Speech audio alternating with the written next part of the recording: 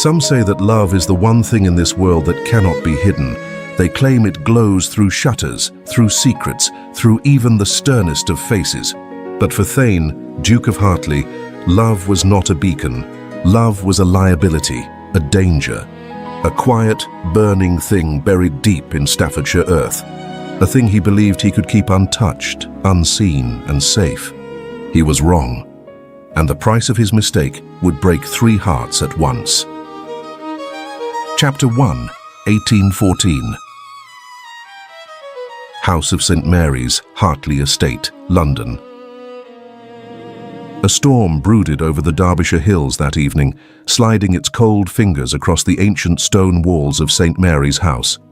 Wind moaned through the eaves like a restless spirit, searching for entry, and the lamps flickered with each gust as though they feared the night itself. Inside the grand dining hall, beneath a ceiling painted with triumphant cherubs, Thane sat alone at the long oak table, untouched supper before him. Lightning flashed, illuminating his face. Handsome, angular, but drawn with a private sorrow no one in London had ever been permitted to see. For 12 seasons, the ton had marveled at the Duke of Hartleigh's restraint. No flirtations, no courtships, no airs, no interest. Gentlemen murmured that he was particular. Mothers whispered that he was impossibly proud. But others, those with sharper tongues, wondered whether the Duke lacked all natural desire for women altogether. Rumours travelled fast in London. They travelled faster in Derbyshire. And no rumour travelled faster than the one a mother is already terrified to believe. A door creaked at the far end of the hall. The Dowager Duchess Francesca entered with the cold stillness of a blade drawn from a sheath. Her dark gown swept behind her like a shadow. Her silver hair was pinned in a coronet that made her look every inch the queen she believed herself to be. "Arthur," she said, not using his title, which meant her mind was set on war. "You leave again tomorrow." Thane did not look up. "The collieries require supervision, Mother."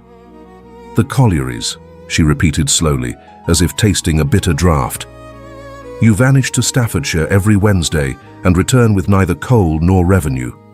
And yet you refuse every eligible woman presented to you. I wonder, Arthur, what exactly are you doing with your time?" His jaw tightened. "I attend business." "Yes, business." She stepped closer, lowering her voice to a cutting whisper. "When a Duke of 32 shuns every lady of rank, when he shows no inclination toward marriage, when he flees to the countryside thrice a month with no explanation." Lightning cracked outside. Her eyes gleamed with terrible suspicion. "People talk, Arthur. They ask whether you suffer from certain unnatural affections." Thane's blood froze. "That," he said quietly, "is a slanderous accusation." "Is it?" She slammed her palm against the polished table, making the silverware jump. "Then prove it false. Prove it by selecting a bride. Prove it by behaving as the Duke of Hartleigh ought to behave. Or," her voice dropped to a venomous softness, "I shall uncover whatever you are hiding myself." The fire hissed in the grate. Thane felt the storm outside pressing against the glass, as though the night itself waited for his answer. But he said nothing, which was answer enough. The dowager's eyes narrowed. Suspicion turned to certainty, and certainty calcified into ruthless resolve. She swept from the hall, her gown whispering like thunder receding into darkness. Thane exhaled slowly, his heart pounding against the inside of his ribs. He had protected Steffie Merivale for 3 years. He had sworn no one would ever find out. He had built Briarwood as a sanctuary, a world untouched by rank and cruelty, especially his mother's. But one thing was now clear. His Wednesdays were no longer invisible, and Francesca Hartleigh would not rest until the truth was dragged into the light, no matter who she destroyed to obtain it. Chapter 2. The storm in St. Mary's house did not break in thunder. It broke in silence. Ever since the Dowager Duchess confronted her son in the dining hall, something cold and watchful lingered in the air. Servants moved more quietly. Footsteps echoed strangely against the marble floors, as though the house itself held its breath. And the dowager said nothing. Not another word about marriage, not another question about his trips, not another accusation. Silence was her weapon now. She simply watched him. On Wednesday morning, well before the lamps were lit, she stood at her bedroom window, her silhouette tall and still against the faint sheen of dawn. Below her, in the pale grey light, Thane mounted his horse, wrapped in his dark travelling coat, face unreadable. He rode out the gates of St. Mary's at a brisk pace, heading toward the Staffordshire road. He had no idea she was awake. She had been awake for hours. "Bring the small carriage," she said as she swept into the corridor. "No crest, no footman." The coachman blinked in confusion, but obeyed without protest. No one questioned the dowager when her eyes were this cold. She stepped into the unmarked carriage and did not sit back in the seat like a woman of rank. She leaned forward, gloved hands braced, gaze fixed on the road ahead. Every turn Thane made, she mirrored. Every bend in the road she shadowed quietly. A predator stalking her quarry. The countryside rolled by in thin morning light, icy air slipping beneath the carriage door. Frost glimmered on hedgerows, the horizon blurred with a faint pink tint as the sun slowly emerged. Hours passed. Fields gave way to wild forest. Branches arched over the road like spines of ancient beasts. Thane slowed as he approached a narrow, overgrown path that veered from the main road. "There." "Stop," the dowager murmured. The carriage halted at once. She stepped out into the cold without waiting for assistance. Her cloak gathered around her ankles as she walked, her boots hardly making a sound on the frozen ground. She followed the narrow path on foot, careful, silent, moving like shadow between trees. And then she saw it. A small stone cottage nestled in a clearing. Briarwood. Smoke curled lazily from its chimney. Herbs hung drying beneath the eaves with the casual confidence of a home lived in, not visited. A sanctuary, hidden, purposeful. The dowager stood motionless among the trees, her breath a faint plume of frost in the air. She was far enough that she could not see faces, far enough that she could not hear words, but close enough to understand everything. Warm firelight glowed through the cottage window. Two silhouettes moved across the room, one tall, unmistakably Thane's, the other slender, feminine, her hair pinned loosely, her gestures graceful. The slender silhouette placed something, a cup, a bowl, on a small table. The Duke stepped close to her. Very close. The woman lifted her hand toward his cheek. Thane bowed his head toward her. The dowager's fingers curled slowly around her cloak. Not a servant, not a fleeting dalliance, not a tavern girl.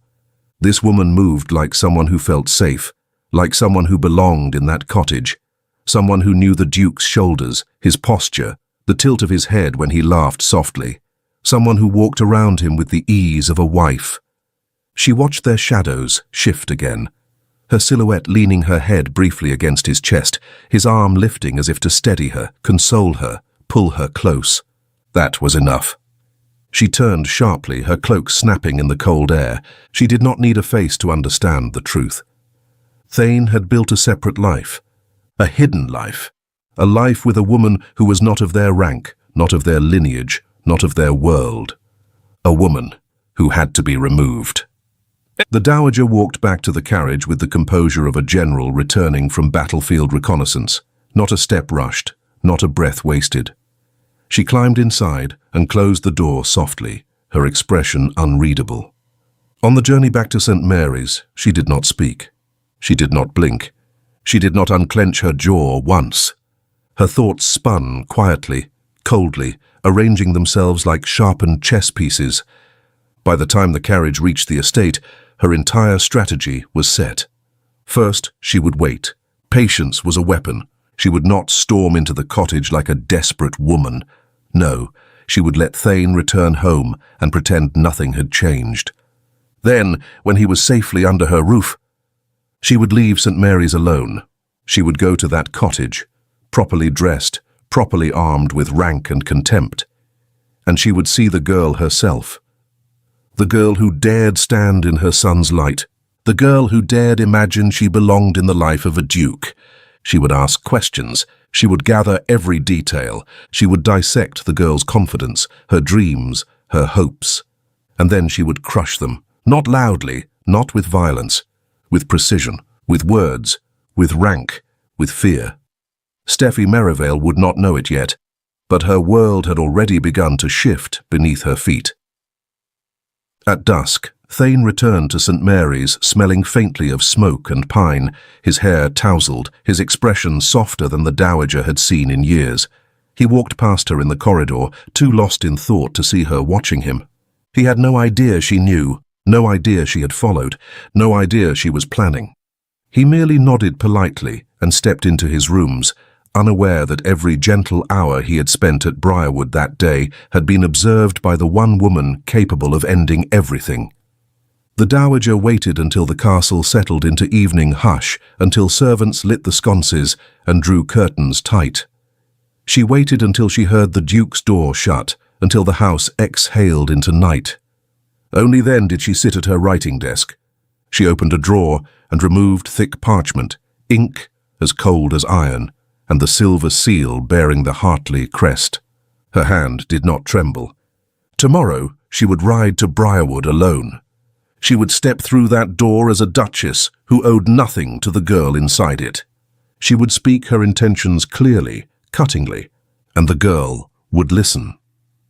Because no one defied the Dowager Duchess Francesca Hartleigh. Not a servant, not a botanist, not a commoner with warm eyes and sunlight in her hands, and certainly not the woman her son loved. The candle burned until the wax reached the silver base. The dowager finally rose and extinguished the flame. "Tomorrow," she whispered into the darkness. Then she left the room with the quiet certainty of a woman who had already decided what must be destroyed. Chapter 3. The morning after Thane returned to St. Mary's, the dowager rose before the bell rang and dressed in a travelling gown of deep plum wool, a colour that cast her in the likeness of a thundercloud. She wore no jewels. She did not need them. Her presence alone was armour. She ordered the smaller carriage, no crest, no footman, just a driver and silence. The servants watched her depart with wide, uneasy eyes. A duchess leaving alone was not a customary sight. But no one dared ask a question. The dowager's face was carved of stone. The road to Staffordshire was pale with frost. The dawn had not fully broken, and the sky was the colour of pewter. She did not look out the window. She already knew where she was going. Briarwood awaited, just as she left it. By the time the carriage turned down the hidden path, mist had risen over the ground.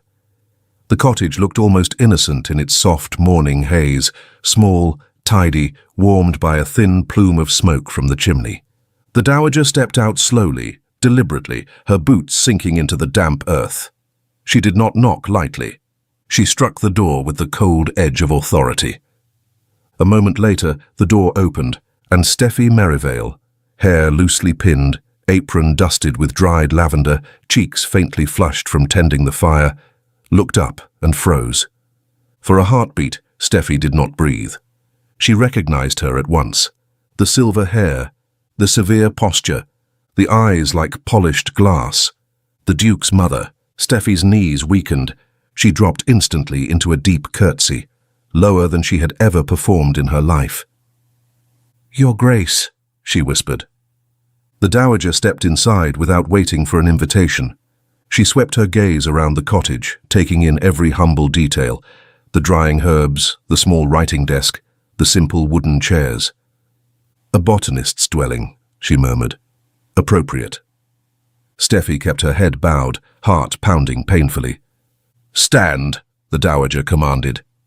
Steffie rose slowly, hands clasped in front of her, throat tight. The dowager circled her with slow, predatory steps, studying her as one might study a piece of thread left on a ballroom floor. "So," she said quietly, "you are the diversion my son attends to." Steffie flinched, but held her composure. "I am—" She swallowed. "Steffie Merivale, Your Grace. I have known His Grace for several years." "How many?" the dowager snapped. 3. 3, she repeated, her lips curving into something that was not a smile. 3 years my son has vanished to this. Steffie lowered her gaze. We are fond of each other. Fond? The dowager's voice lashed like a whip. Fondness is for puppies and governesses. A duke does not become fond of a woman of no birth. What delusions has he fed you? Steffie felt heat rise behind her eyes, but she held steady. He has made promises. Promises, the dowager echoed softly. And what promises does a duke make to a woman who dares imagine herself his equal? Steffie's voice trembled. He has spoken of marriage. A sharp, humorless sound escaped the dowager's lips, half laugh, half snarl. Marriage? You believe my son would wed you? You are barely above a servant. You possess no dowry, no lineage, no education fit for court. You would be swallowed alive in society. You would embarrass him. Steffie stood straighter despite the sting of each word. I love him, she whispered, and he loves me. The dowager stopped circling. Her expression went still. Love, she said quietly, as if tasting poison. A ruinous word. And what proof do you possess of this affection? Steffie lifted her chin, just enough to show she still had dignity. We have spoken of our future, of a home, of a family. The dowager's gaze sharpened, pleased she'd hit a soft spot. A family, she repeated, voice cool. So he has filled your head with fantasies. Steffie hesitated, but she couldn't deny it. Yes. The dowager stepped closer. Very close. You foolish child, she whispered. Did you truly believe such dreams would withstand daylight? Steffie swallowed, dread filling her chest. The dowager turned away from her, examining the cottage with a chilling detachment. You believe, perhaps, that affection will shield you. That romantic folly excuses your trespass into a family that has ruled since the reign of Edward III. Steffie shook her head quietly. I meant no harm. Yet harm you have caused, the dowager said coldly. Great harm. You have entangled my son in fantasy. You have lulled him into disobedience. You have made him think himself a man of impulse, not of duty. Steffie closed her eyes for a moment. Her voice cracked. I did not force him. No, the dowager murmured. But you let him weaken, and weakness in a duke is fatal. She moved closer again.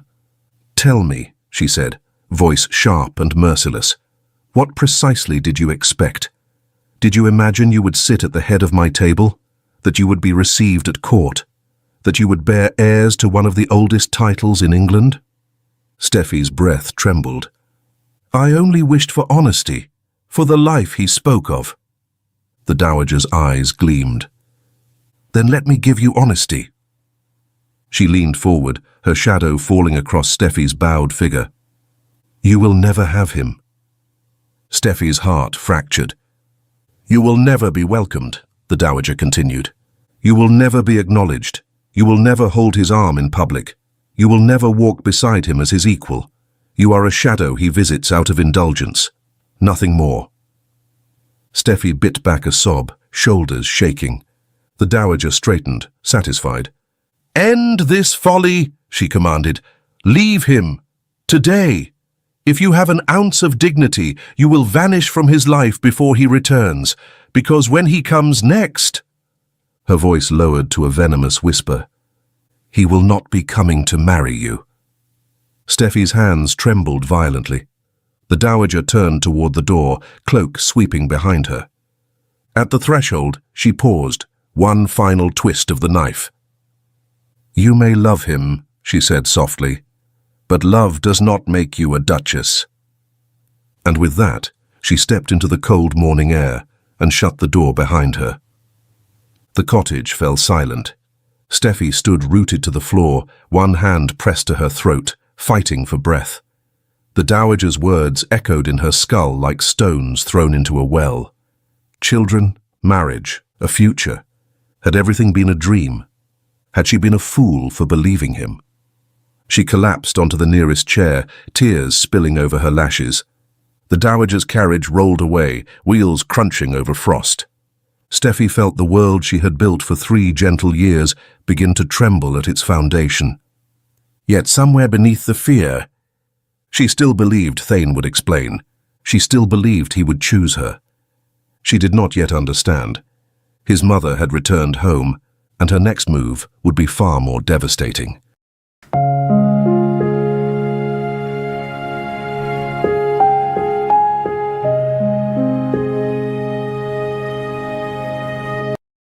The Dowager Duchess returned to St. Mary's long before the servants expected her. The frost had not yet melted from the hedges, and mist still clung to the gardens like a mourning veil when the small, unmarked carriage rolled through the back gate. No announcement was made. No footman hurried to assist her. The wheels creaked, the iron latch clicked, and Francesca Hartleigh stepped out onto the gravel with the same quiet dread as a funeral omen. She moved swiftly through the service corridor, ignoring the startled bows of the kitchen staff, and climbed the narrow staircase to the private floor, where Thane, still half-dressed from sleep, stood by the window reading the estate reports. He turned at the sound of the door opening. He froze.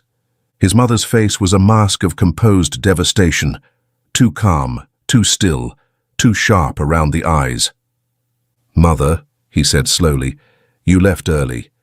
Is something—" "Close the door." The way she said it made his chest tighten. Thane shut it. The dowager did not move from the center of the room. She simply stared at him in a way that made the air feel colder by degrees. "I visited Staffordshire," she said softly. Everything inside him went still. "And," she continued, "I visited the cottage." His breath abandoned his lungs. It felt as if someone had struck him squarely in the ribs. "I see," he managed. "No," she replied. "You do not see. Not yet." She removed her gloves 1 finger at a time, measured, unforgiving movements. "I spoke with your botanist." He flinched at the contempt wrapped around that word. "She told me," the dowager continued, "that you have kept her hidden for 3 years. 3 years of deceit. 3 years of dereliction, 3 years of making a fool of me, of the family, of your duty." Thane gripped the back of the chair to steady himself. "Mother!" She raised a single hand. He stopped at once. "You made her believe she would be your wife." Her voice dropped into something hollow and cold. "You let her imagine she belonged in your world." He felt the shame hit him like a blade pressed under the ribs. "I meant to protect her," he whispered. "You have ruined her," the dowager answered. "That is what you have done." The words struck deep because they were partly true. Chapter 4. He drew in a slow breath. "I intended to speak with you, to prepare you." "No preparation," she snapped, "would have made this acceptable." Silence quivered between them. Outside, the winter sky grew darker, though dawn had fully risen. A storm was gathering, slow, inevitable, mirroring the violence rising inside Thane's chest. The dowager stepped closer. "When a duke behaves foolishly," she murmured, "a mother intervenes. When a duke behaves recklessly, a mother corrects. But when a duke threatens the survival of his line—" She paused. "A mother becomes merciless." He felt something tighten around his throat. "What do you mean?" he asked, though dread already whispered the answer. She reached into her cloak and pulled out a folded document, a long, thin sheet sealed with a physician's mark. Thane felt his pulse plummet. "No," he breathed. "You did not." She held the paper between them. "A magistrate and a doctor owe this family favors. With their signatures, a woman of low birth may be placed into St. Jude's Hospital for hysterical disorders. Permanently." The walls closed in around him. "You would lock her away?" His voice sounded foreign to his own ears. "For loving me." "For imagining she could possess you," the dowager answered coldly. "For believing she could carry an heir. for threatening what you were born to uphold." He stepped back as if struck. "She is harmless." "She is dangerous," the dowager hissed. "A duke in love is a duke who forgets his purpose. A duke who discards duty for desire is a duke who ruins a dynasty." Thane's hands curled into fists. "You cannot do this." "I can," she said, "and I will." He felt something break inside him, quietly, like the sound of a man's heart cracking beneath the weight of inevitability. "Unless," she added softly, "you end it." The room swallowed the words. "End it," she repeated. "End her hopes, her dreams, her fantasies. Make her leave Briarwood today. If she is still in Staffordshire by nightfall." She tapped the folded paper. "The carriage will depart at dawn." Thunder rolled across the sky, though the storm had not yet reached them. Thane pressed a hand to his face, forcing breath into his lungs. He had known his mother wielded influence, but he had not imagined she would wield it like a sword. "Mother," he whispered, "I beg you." "Begging is beneath you," she cut sharply, "but obedience is not." He lowered his hand. His heartbeat was a slow, sickening throb. "And if I refuse?" he asked. "You will watch her be dragged away screaming," the dowager said, voice calm as glass. "And you will spend the rest of your life pretending not to hear it." His stomach twisted violently. He saw Steffie's smile, her ink-stained fingertips, the way she leaned into him when she laughed, the way she said Thomas. He saw the small room they'd prepared for their future child, the dried bouquets hanging from the beams, the firelight on her face. He saw everything he would lose, everything she would lose, and he knew, with a terrible clarity, that she would never survive an asylum. He bowed his head. His voice was barely audible. "What must I say?" he asked. The dowager's expression softened, not out of mercy, but triumph. "You will be cruel," she replied, "cold, unrecognizable. She must believe you never loved her. She must leave of her own will. If she senses even a spark of affection, she will cling. You will break her, or I will destroy her." A tremor went through him, violent and involuntary. He felt his mother's hand touch his cheek, ceremonial, chilling. "And one more thing," she said softly. "To ensure no further mischief, your engagement to Lady Cressida Blythe has already been arranged. Her mother and I reached an understanding this morning." Thane recoiled as if the words were a blade. "You will propose formally before Michaelmas," the dowager continued. "You will restore the prestige you nearly toppled, and the world will forget that Miss Merivale ever existed." His breath hitched. The engagement, already arranged, already sealed, already a prison. The dowager stepped back, victorious. "This," she whispered, "is the price of sparing her." Then she turned and left the room. The door shut behind her with a soft, final click. Thane stood motionless, breath shaking, vision blurring. The storm inside finally broke. He braced both hands on the desk, head bowed, fighting the tremor in his chest. The window pane rattled under a sudden gust, but he did not move, except for the quiver of his shoulders as a sound escaped him. Not a sob. Something quieter. Something worse. He lifted his head only when the weight of decision settled on him like armor forged of grief. He would go to Briarwood. He would break her heart. He would save her life, even if it meant losing his own. He left the room without another word, boots echoing through the silent hall. Outside, the sky had turned black-grey, the kind of sky that swallows daylight whole. A storm ready to drown the world. He mounted his horse. The wind whipped at his coat, slashing cold against his skin, but he barely felt it. His mind held only one thought, one unbearable truth. By nightfall, Steffie Merivale would either hate him, or she would be gone forever. And hate he could live with. Loss he could not. He rode, hard, toward Briarwood, toward the end of 3 years of stolen happiness, toward the lie he would now be forced to tell with the voice of a man breaking himself on purpose, toward the woman he loved more than breath, the woman he now had to destroy to save. Chapter 5.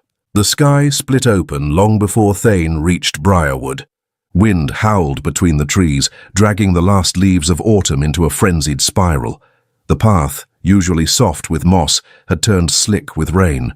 His horse fought the storm, muscles taut beneath him, but Thane urged it onward, faster, harder, as if speed might blur the agony tightening around his heart. Every hoofbeat felt like a countdown, every breath was a plea. Steffie, forgive me. By the time the cottage came into view, dusk had turned almost black. Rain hammered the thatched roof, sliding down the windows in sheets. The chimney puffed a weak curl of smoke. She was inside, waiting, hopeful. The sight of that gentle smoke nearly undid him. He dismounted slowly, boots sinking into the sodden earth, rain soaking his coat, his hair, his bones. He stood before the cottage door for a single trembling second. Then he knocked. The door swung open at once. She had been pacing. Steffie froze in the threshold when she saw him, soaked, pale, eyes hollowed by something she could not yet name. Her hands flew to her mouth. Thane, oh heavens, you are drenched. She reached for him without thought, instinctively, lovingly. Come inside, quickly. You must... He stepped back.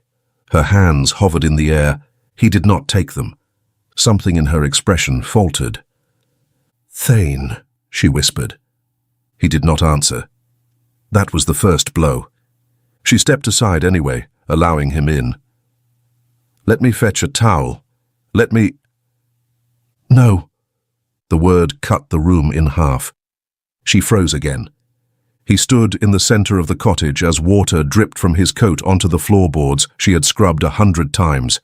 He did not remove it. He did not remove his gloves. He did not look at her properly. It ends tonight, he said. The storm boomed outside, rattling the shutters. Steffie's lips parted. What? Ends? This. He gestured vaguely, as if the past 3 years were a trivial arrangement. Our arrangement. Our diversion. Her throat tightened. Diversion?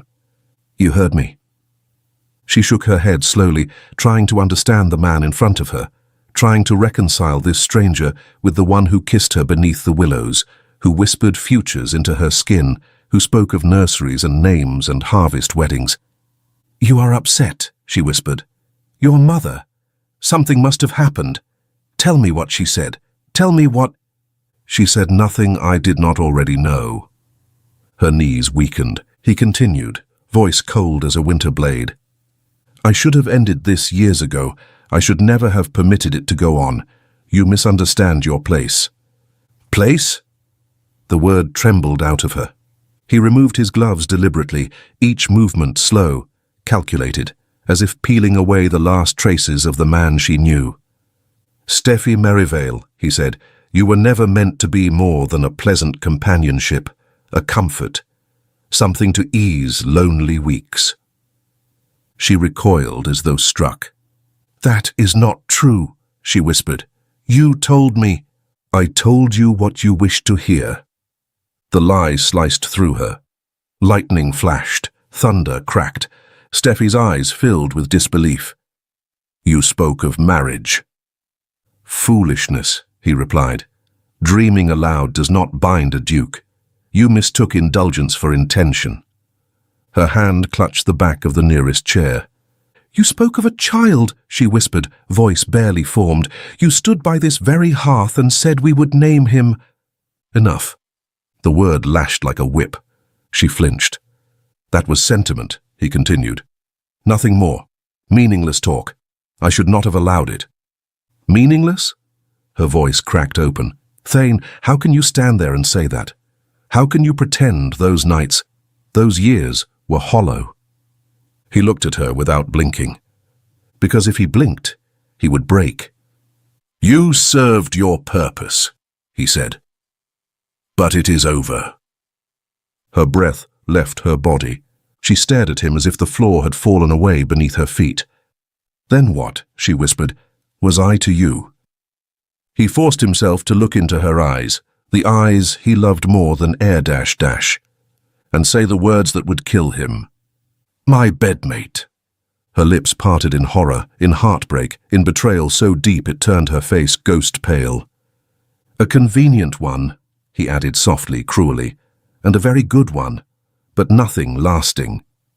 Lightning illuminated the cottage, casting his face in jagged white before plunging them back into darkness. Steffie pressed a trembling hand to her mouth, fighting a sob that tore free anyway. 3 years, she whispered. 3 years, Thane. How can you stand there and say I meant nothing? How can you— Her voice broke completely, unable to outrun the pain rising inside her. How can you forget everything we were? He swallowed, the movement rigid and trembling. Because we were nothing, he forced out. She stared at him, breath shaking, tears falling despite her will to stay dignified. Then why, she whispered, are you shaking? He did not answer. He could not. She stepped closer, one last, desperate reach for the truth she felt in her bones. Look at me, she begged. Look at me and tell me you feel nothing. He kept his gaze fixed on the window. Look at me. I feel nothing, he said. The lie nearly broke his ribs. Steffie staggered back. Her breath came thin and sharp, like a bird fluttering in a closing fist. She opened her mouth, closed it, then forced out, I see.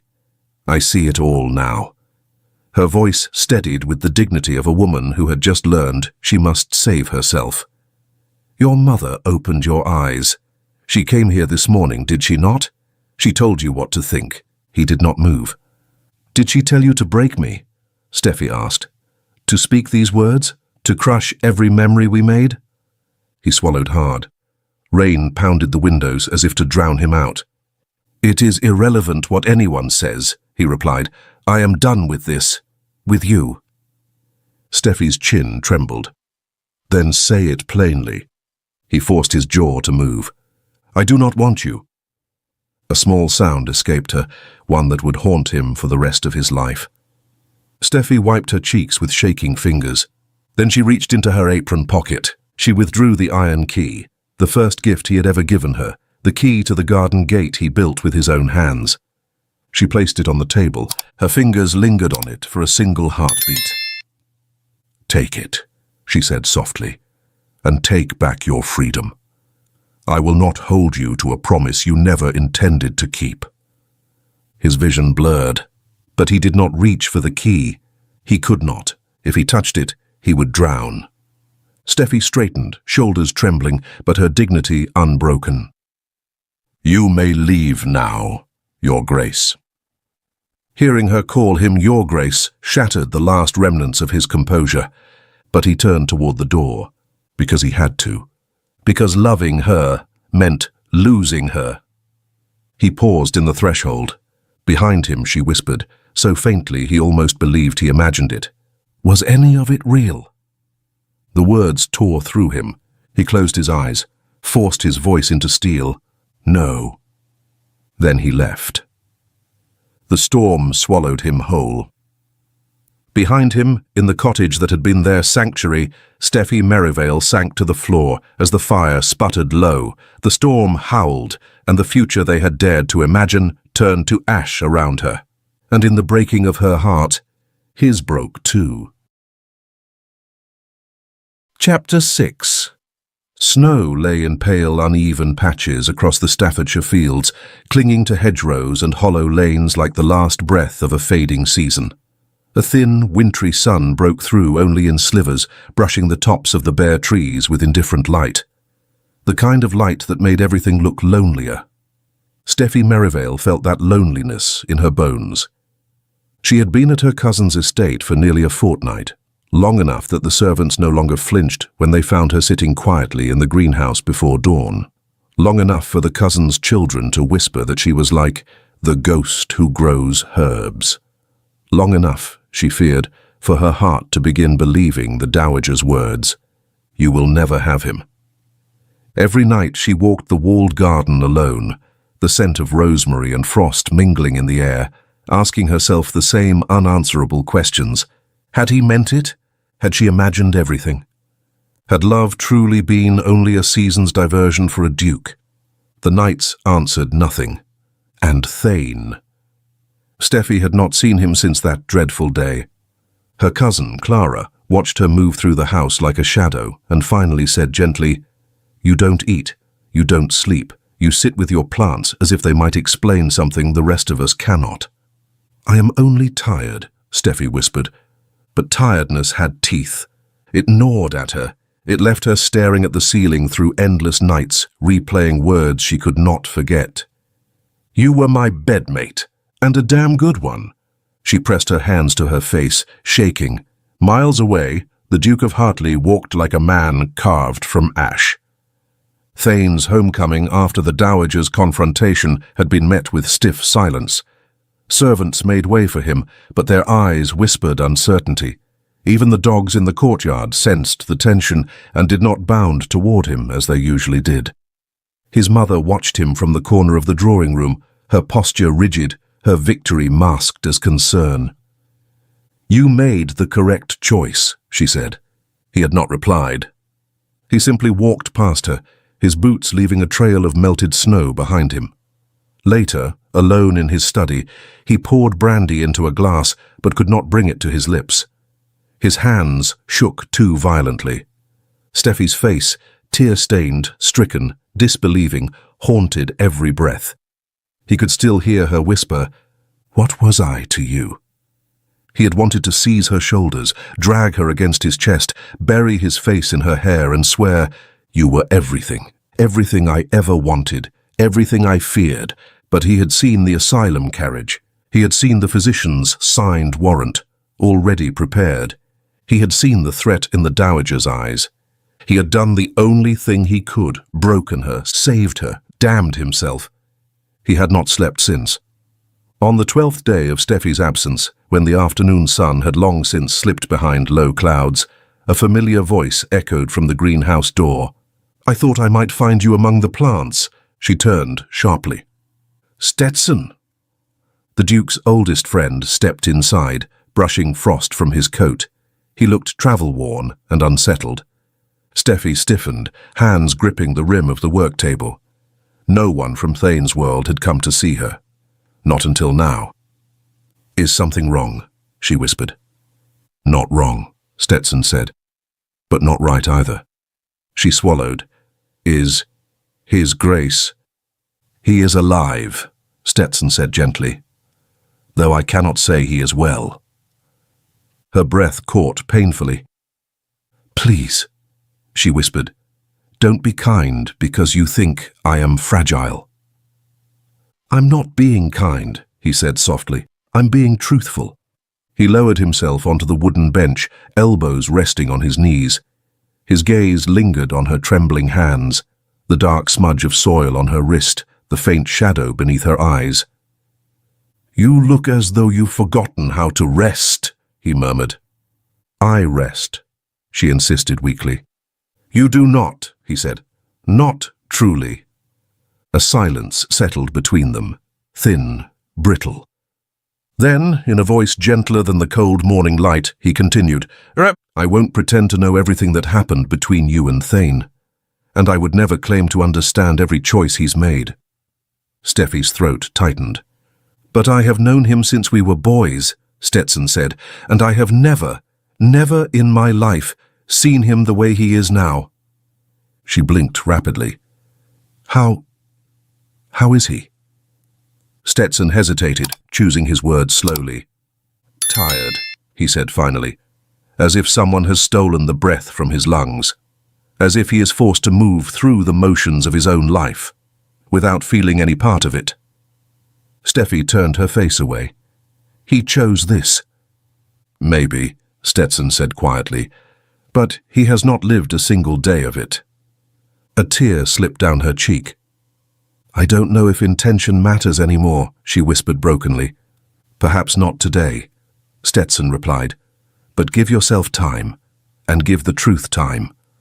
Hurt often arrives faster than understanding." He rose slowly, adjusting his gloves. "I am not asking you to forgive him," he said. "I am only saying, don't close your heart before all the pieces are on the table. Sometimes the truth comes later than we would like. Steffie stood silently, tears slipping down her lashes like dew. When you're ready to hear more, Stetson added softly, send word. I'll come again. He bowed, respectfully, quietly, and stepped out into the cold. When the greenhouse door closed behind him, Steffie pressed her hands to her face and sobbed helplessly, her shoulders trembling. It hurt. It hurt to breathe, it hurt to hope. But somewhere in the ache, somewhere beneath the weight of everything, a tiny, trembling seed of doubt formed. Had Thane broken her heart, or had someone forced him to? She did not know. Not yet. But something inside her, bruised, wounded, but not dead, whispered, "You will face him again." And when that day came, nothing between them would remain untouched. Chapter 7. The morning frost had settled across the garden walls like pale lace, clinging to stone and ivy in delicate threads. Steffie stood at the window of her cousin's small cottage, the breath from her teacup curling into the cold air. She felt hollow, as though someone had gently scooped her heart out and left the space behind echoing. She had slept poorly again. Her dreams were filled with shattered promises and the quiet, unbearable way he had said nothing when she begged him for honesty. Even now, even after everything, her body betrayed her. She still listened for hoofbeats. She still turned when the door opened. She still reached for a man who had told her, with cold precision, to forget him. But that morning, something shifted. The dogs began barking first, 3 sharp bursts from the front path. Then Clara's voice, pitched with surprise, calling from the hall. "Steffie, there's someone here." Her cup slipped from her fingers and clattered onto the table. Someone, not someone. Him. She tried to steady her breath. It didn't work. Her legs carried her down the hallway before her mind caught up to the movement. When she reached the door, she froze. Because there he was. Thane, Duke of Hartleigh. The man who had broken her heart 11 days ago. He stood at the threshold, like a man waiting for his own sentence. His coat was dusted with frost, his gloves damp, his hair uncharacteristically disheveled. But it was his eyes that stopped her breath. Red-rimmed, tired, ashamed. He looked like he had not slept since she left him. He bowed his head, stiff, formal, a man clinging to discipline because emotion had already ruined him. "Miss Merivale," he said quietly. She clutched the edge of the door to keep herself upright. "Your Grace," she whispered, the words trembling. Why are you here?" He swallowed once, a hard, visible movement in his throat, but did not step inside. "I came," he said, voice low and unsteady, "only to deliver this." He extended his hand, a folded letter, sealed with his crest. Her breath shivered. She looked from the letter to his face, searching for some explanation, but he stepped back as if afraid she might ask for more. He could not meet her eyes. Her heart cracked at the way he stood, rigid, polite, broken, like a man terrified to breathe too close to her. "Your Grace," she whispered again, I don't understand." He flinched. He actually flinched. "I have no right," he said softly, "to ask anything of you. I only ask that you read it." "And speak with me," she whispered. His breath left him in a visible shudder. "I cannot," he said. "Not now." She felt her pulse stumble. "Are you ashamed of me?" He lifted his eyes then, just once, and in that single flicker she saw devastation so deep it hollowed him from the inside. "No," he said, barely audible. "I am ashamed of myself." Before she could step forward, before she could ask anything else, he bowed quickly, almost like a man running from fire, and turned away. "Your Grace!" she cried. He did not stop. His boots struck the frozen earth. He mounted his horse in one swift, practiced motion. He did not look back. "Thane," she called, louder, desperate, but the horse was already moving. "Thane, please." Her voice broke. He rode harder, Snow splattered beneath the horses' hooves as they faded down the lane, the sound diminishing, softening, thinning, until the last echo disappeared. Steffie stood alone on the doorstep, her breath ragged in the cold. The letter trembled in her hands. Clara rushed out with a shawl, but Steffie didn't hear her. She staggered back inside, closed the door with shaking fingers, and leaned against it as if the wood alone kept her upright. She stared down at the letter, heavy, crest-pressed, formal. A letter from a man who once whispered he would build her a life, a letter from a man who tore that life apart. She broke the seal. The paper unfolded like a breath held too long. She expected an apology. She expected excuses. She expected nothing. Instead, she found the impossible, an application. Her eyes blurred before she even reached the first line. From the office of the Duke of Hartleigh, private correspondence not to be filed. Date December 19th. To Miss Steffie Merivale. Application for the position currently vacant. My dear Miss Merivale, I am writing to submit my formal application for a position I have recently discovered I am catastrophically unqualified for, yet cannot live without. I am applying for the position of Thomas's father. I realize the previous applicant, myself, was dismissed for unforgivable misconduct, including but not limited to cowardice, deception, and the emotional destruction of the woman he cherished. I therefore request, with all due humility, the opportunity for a reconsideration. Qualifications. Experience. I have 3 years of devoted attendance. Wednesdays spent breathing again only when you opened your cottage door. I have 3 years of watching your hands coax life from barren soil and learning that gentleness is not weakness, but a language far nobler than any I was raised to speak. I know how you take your tea, with honey, never sugar. I know you hum when you repot violets. I know the scent you leave behind on my coat lingers longer than any perfume. I know that what grows under your touch is not simply flowers, but hope. Skills. I can build fences. I can chop wood. I can teach a little boy how to climb a tree without tearing his stockings. I can teach him his mother's strength is the finest inheritance any child could have. Most importantly, I can love with a depth I once believed myself incapable of if I am given a second chance. Addressing the disciplinary record. On the night of my dismissal, I informed you that you were just a bedmate. This statement was not merely inaccurate, it was a betrayal. One spoken under duress so violent I cannot forgive myself for yielding to it. My mother discovered us. She did not threaten me, she threatened you. She held in her hand a physician's warrant authorizing your removal to an asylum, a place from which women do not return. She intended to make you vanish quietly, efficiently, with the full power of her title behind her. She told me I had one choice: renounce you publicly and cruelly, or bury you privately and permanently. I chose your life over your love. I chose to let you hate me rather than let you die. I shattered your heart because it was the only way to protect it. I will never stop regretting it. Required disclosures. There is an arrangement, one my mother forced, with Lady Cressida Blythe, a union of property, power, and lineage. I want none of it. What I want is a small boy named Thomas, and the woman who once whispered that name with hope softening her voice. Objective. I do not seek forgiveness. I seek permission. Permission to stand before you as a man who failed you.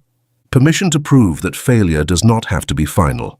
Permission to be considered for the most important role of my life, your husband, and Thomas's father. If this position has been filled, if your heart has closed forever, I will accept that sentence without protest. But if there exists even the faintest possibility, the size of a seed, the width of a breath, that you are still accepting applications, I will be waiting, at your gate, at your mercy, at your service. I remain, broken, ashamed, and yours, Arthur Thane Hartleigh, Duke of Hartleigh, applicant for one position only. Steffie's vision blurred completely. Tears fell onto the page, soft, quiet, devastating. Her hands trembled so violently she pressed them to her mouth to stop herself from sobbing aloud. He had loved her. He had truly loved her. He had destroyed himself to save her. She stumbled to the door, flung it open, and stepped into the cold, breath visible, heart pounding, hoping she might still catch him. "Thane!" she cried, her voice fracturing across the frost-bitten lane. "Thane!" The road was empty, the imprint of hoofprints already filling with snow. The winter wind carried nothing back to her but silence. She clutched the letter to her chest, falling to her knees on the frozen ground, her breath shaking, her heart splitting open, and whispered the only thing she could. "I still love you."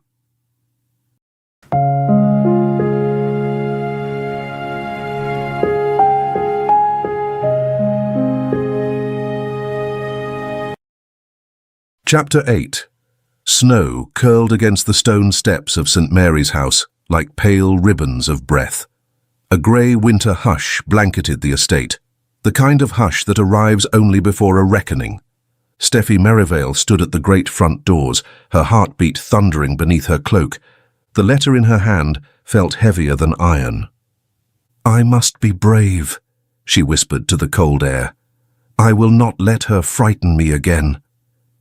She lifted the iron knocker and struck it, firm and clear. Within moments, the door cracked open to reveal a young footman. He looked at her blankly, a woman standing alone in the snow, unannounced and unchaperoned. "Yes," he asked, blocking the way. "May I help you, miss?" Steffie did not lower her hood. She did not look down. "I am Miss Merivale," she said, her voice soft but striking the air like a bell. "And I must speak with His Grace. Immediately." Recognition dawned on the footman's face.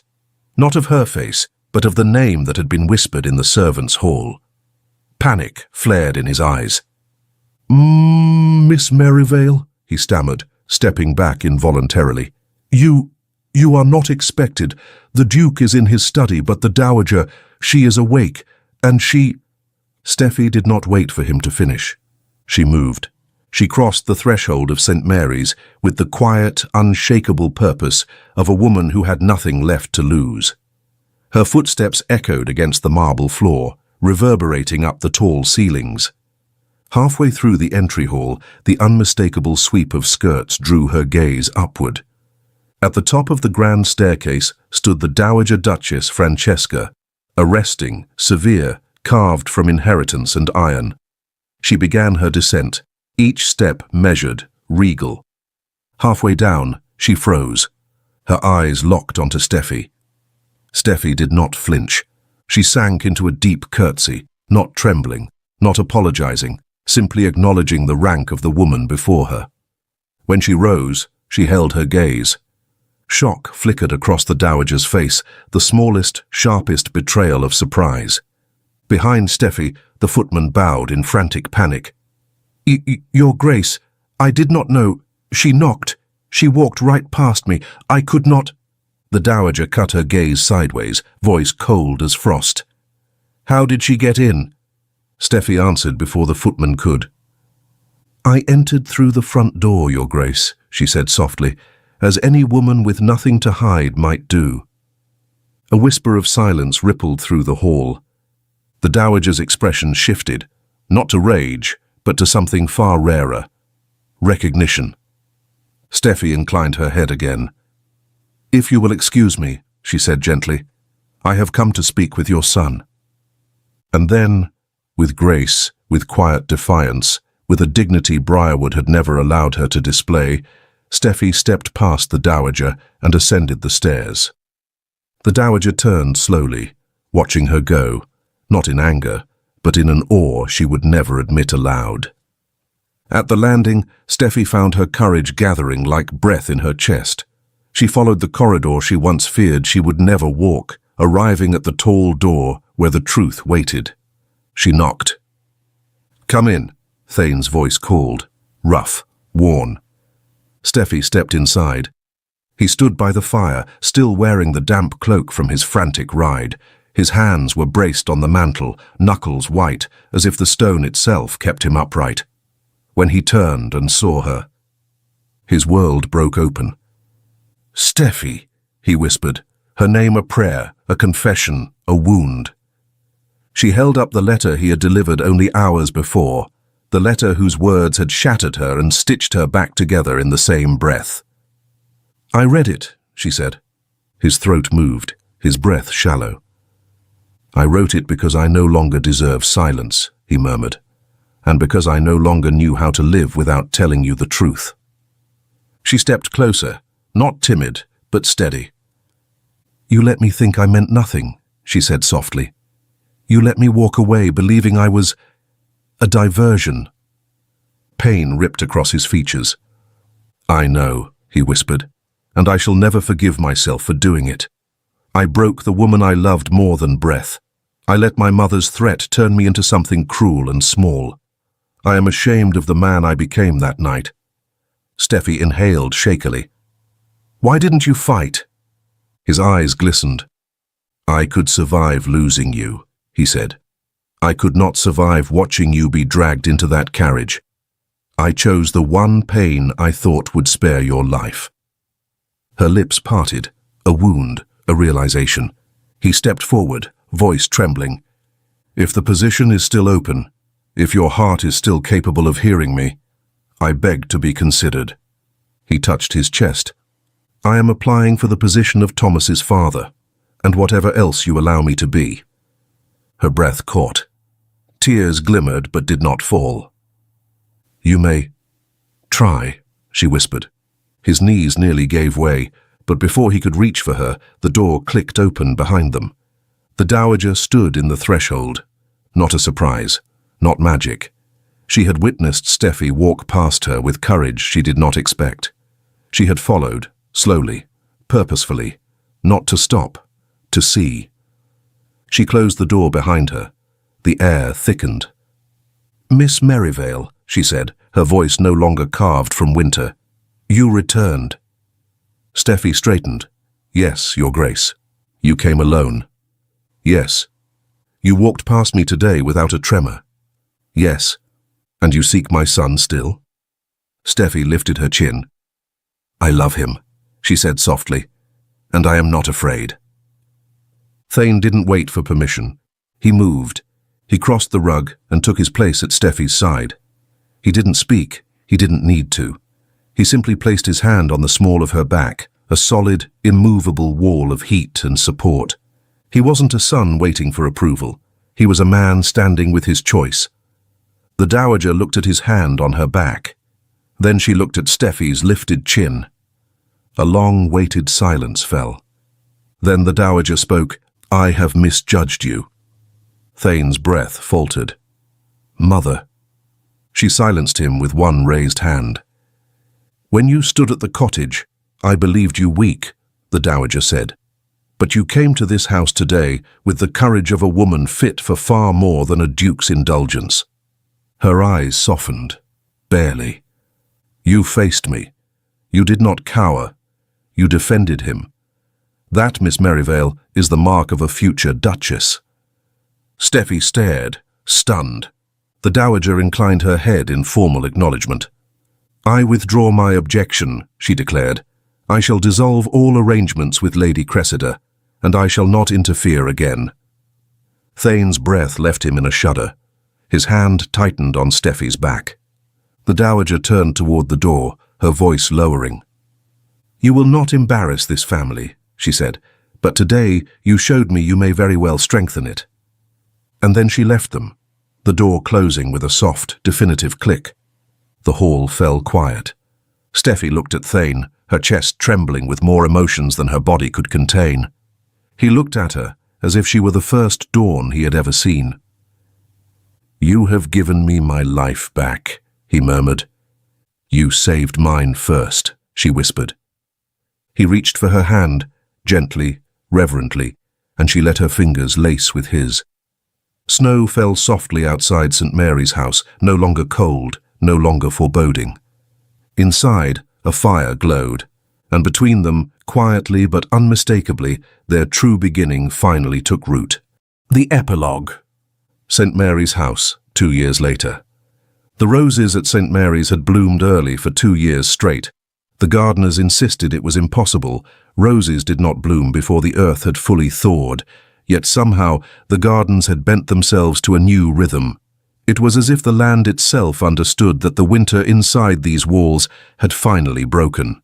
Steffie, now Her Grace, the Duchess of Hartleigh, walked the gravel path with a wicker basket on her arm. Her gown was pale sage, her apron tied neatly at the waist. She was a duchess by title, but still a botanist at heart. A small, sturdy bundle toddled beside her on unsteady legs. Thomas, their son. He was a round-cheeked miracle with his father's dark, serious lashes and his mother's wide, wondering gaze. He clung to her skirt with one chubby hand and held a crushed flower in the other, a daisy he had plucked triumphantly and was currently inspecting with grave importance. "Not for eating, little one," she murmured, lifting him gently onto her hip. He laughed, a bright, bubbling sound that had become the new heartbeat of the estate. From across the lawn came the sound of steady, confident footsteps. Steffie didn't turn. She knew the rhythm of those steps better than her own. Thane strode across the grass. His jacket was undone, his cravat loose. The rigid mask of the Duke was gone, replaced by the open, unguarded expression of a man entirely undone by the two people watching him. He reached them and lifted Thomas effortlessly into his arms. "You've captured your mother again, I see." Thomas patted his father's cheek with a flower-smudged hand, leaving a streak of yellow pollen. Thane didn't wipe it away. He just kissed the boy's head. "He is helping me in the garden," Steffie smiled, brushing a hand over Thane's arm, grounding herself in his warmth. Thane leaned down and kissed her forehead, a soft, lingering gesture he offered her every single day, as if to prove he was still there. "Mother is watching," he murmured against her skin. Steffie looked up. The Dowager Duchess, Francesca, stood on the stone terrace. She was leaning on her cane, watching them. But there was no stiffness in her posture, no judgment. She watched Thomas wave the crushed daisy at her, and her face softened, deeply. As if each day the child chipped away one more layer of iron to reveal the grandmother beneath. Steffie approached the terrace steps with a calm grace. She curtsied, not out of fear, but out of respect. "Your Grace," she greeted warmly. The Dowager nodded. "The wind is picking up," she said, her voice raspy but gentle. "Bring the boy inside. The tea is hot." She turned to go, but paused. Her eyes met Steffie's. There was no battle left in them, only a quiet, profound peace. "He has your eyes, Steffie," the Dowager said softly. It was the first time she had ever used Steffie's given name. Steffie's breath hitched. She watched the older woman retreat into the warmth of the house. "She adores you," Thane whispered in her ear. "She simply refuses to say it loud enough for the servants to hear." "I know," Steffie whispered. "I think I adore her too, in my way." They walked up the steps together, husband, wife, child. That evening, as the sun dipped below the horizon, painting the snow-capped hills in shades of violet and gold, they sat in the nursery. Thomas was asleep in his cradle, wrapped in a blanket Steffie had knitted during the long winter of their separation. The house was quiet. Not the silence of a tomb, as it used to be, but the silence of a home at rest. Thane pulled Steffie into his arms by the window, resting his chin on top of her head as they looked out at the moonlit garden. 2 years, he whispered into the quiet, and I still wake up afraid this is a dream. Steffie turned in his arms. She placed her hand over his heart, feeling the steady, strong beat beneath his shirt. "It's not a dream," she promised. "You came for me, and I came back. We chose this." He kissed her slowly, tenderly. It was a kiss that tasted of peace, of promises kept, of a winter that had finally, truly turned to spring. "I love you," he breathed against her lips. "And I love you," she whispered back. "My Duke, my husband, my home." Outside, the impossible roses brushed against the glass, blooming in the cold, proof that love could survive anything. And inside, safe in each other's arms, they finally slept. I kept your promise folded like a letter in my chest. The paper turns to ashes when a heart has no place left. The winter took our footprints and the truth you wouldn't say. Now every shadow whispers what your silence stole away. I walked into the coldness with a vow I couldn't keep. Not because I didn't love you, but because the cost ran deep. Your name was on my breathing, your touch in every dawn. But loving you in daylight meant losing you by dawn. I will have to hate you to love you, to let the broken go. I will have to lose you to save you, even if you never know. If the truth is the blade that frees us and cut me clean and true, I will have to hate you to love you, because loving still leads me to you. You hid me in your heartbeat like a secret you adored. But secrets turn to poison when they're locked behind the door. You said we'd name our children, you said my hand was home. But futures built on whisper can still leave a woman alone. I lied so you could keep breath, so your world could stay intact.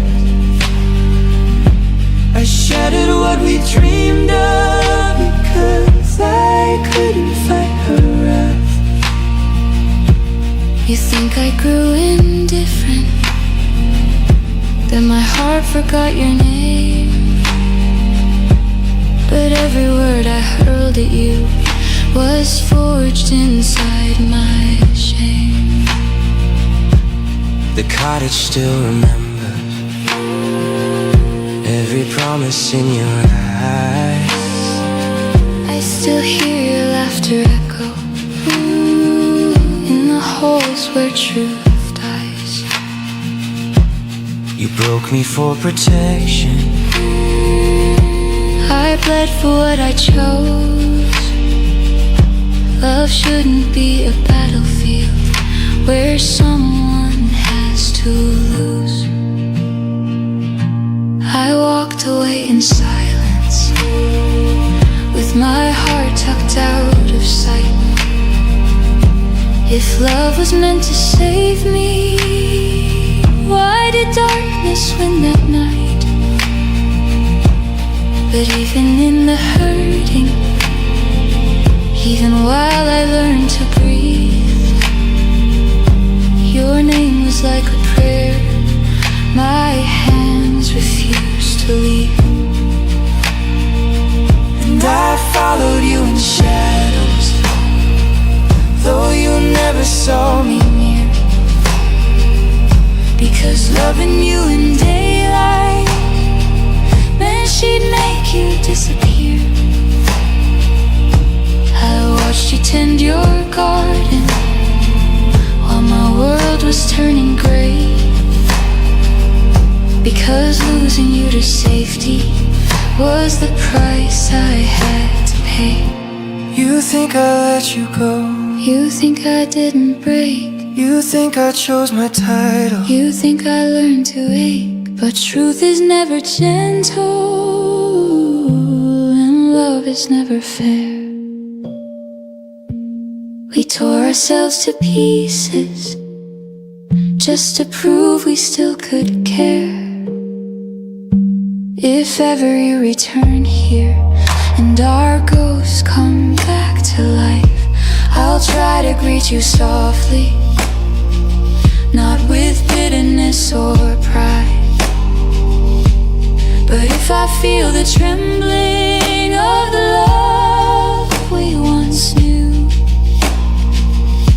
I'll have to guard my aching just to keep myself from you. Ooh, the mountains carried echoes. Ooh, the river kept our vow. Ooh, we loved in hidden places where the world can't reach us now. If destiny is mercy, then mercy came too late. Two hearts that met in tenderness were rewritten into fate. I will have to hate you to love you, to let the story close. I will have to leave you to keep you, even though my breaking shows. If goodbye is the shelter that saves us, then let it tear us through. I'll have to hate you to love you, but my heart will always know you. I'll have to hate you to love you, but I never stop.